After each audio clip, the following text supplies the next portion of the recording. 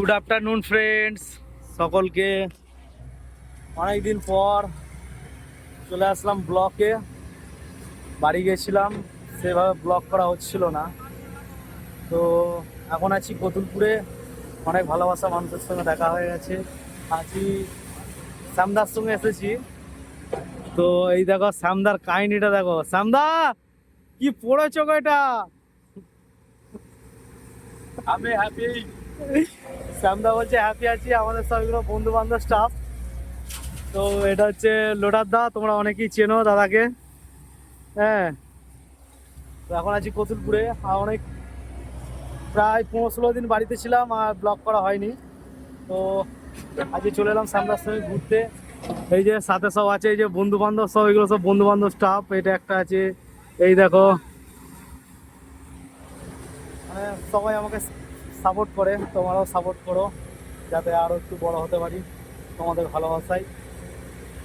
তো এই যে এখন বালি লোড হচ্ছে দেখতে পাচ্ছ।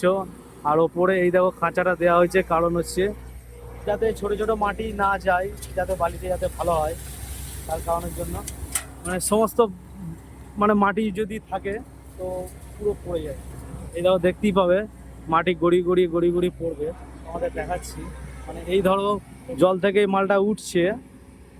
আর মালটা তোলার সময়তে যদি কোনো ছোট নুড়ি পাথর থাকে, মাটি থাকে, তাহলে সমস্ত মাটি পড়ে যাবে।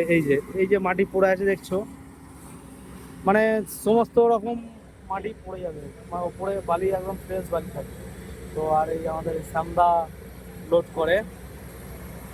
এই যে দেখতেই পাচ্ছ, এই যে লোড হচ্ছে, মানে কিভাবে বালিটা মানে ভিতরে ফেলছে আর মাটিটা গড়িয়ে চলে আসছে, দেখতেই পাবে তোমরা। এই দেখো যখন ফেলা হচ্ছে, এই দেখো দেখতে পাচ্ছ, মানে পুরো মাটি নিচের দিকে চলে আসবে।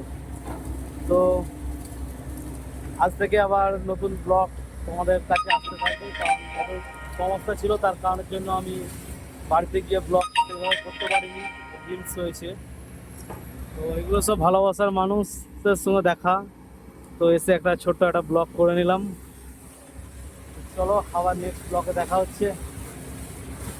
একটু লাইক শেয়ার কমেন্ট অবশ্যই করে দিও। কিরে রাজা, তো বন্ধুদের বলে দে। রাজা, টাটা।